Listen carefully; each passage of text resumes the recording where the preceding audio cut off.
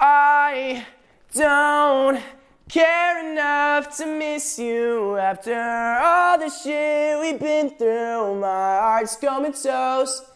Comatose is the song we're going to be talking about today.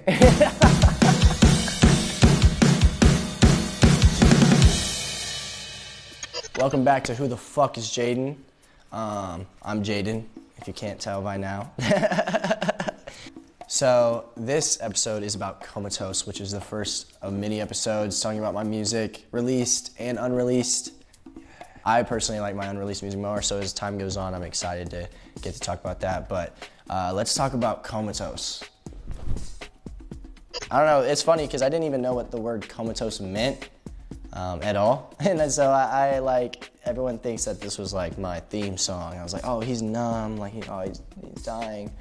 But no, I just had a writer that thought that the word would look really cool. My writer Rachel came up with the word comatose, and it just fits so well with the song that we ran with it. I didn't listen to punk music growing up. I didn't listen to rock music.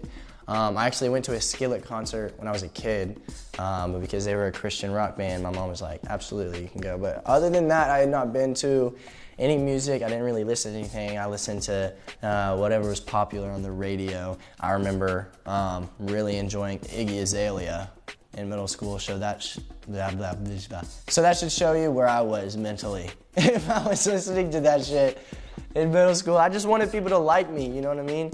So that kind of gives you an insight of where I come from. No, not a lot of background in rock or punk. I moved to LA after a social media tour. At the end of that tour, dude, it's so funny saying social media tour because like I'm an artist now and like I'm going on actual tour, and every time I say social media tour, everyone's like, what? Social media what? They're like, what do you do? And we're like,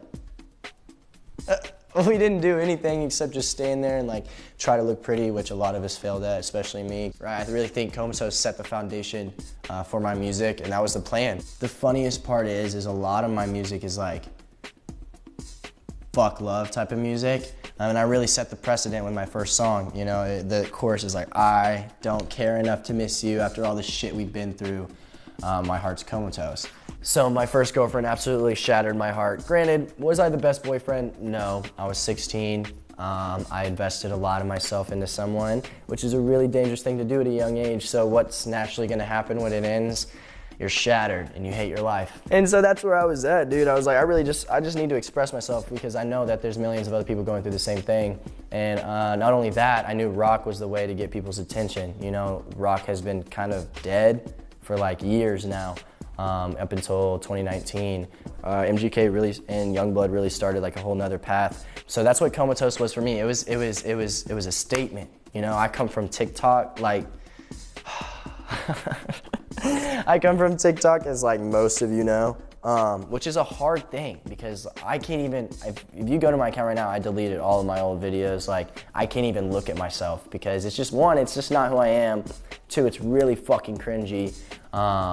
And three, like, I just don't want to be seen as that anymore, you know, so I had to make that distinction. And I really think that rock and the song Comatose was the beginning stages for me to break out of that. Listen to this. Anyone fucking watching this, if you know who Travis Barker is, you should understand he's an absolute legend, more than you'll ever know. In music and outside of music, he's literally like my dad. I fucking love that dude. Imagine like the king of punk, like the guy in the band that shaped punk and like the history of it. Doesn't know who the fuck you are, right? Never will, never has. And then you release your song, right? The next day, you get a call from Travis Barker like, yo, I'm interested in this kid and I want to sign him. Not only that, but when he calls you, every other label in New York, every other label in the fucking world now hits you up because they realize Travis Barker just hit you up.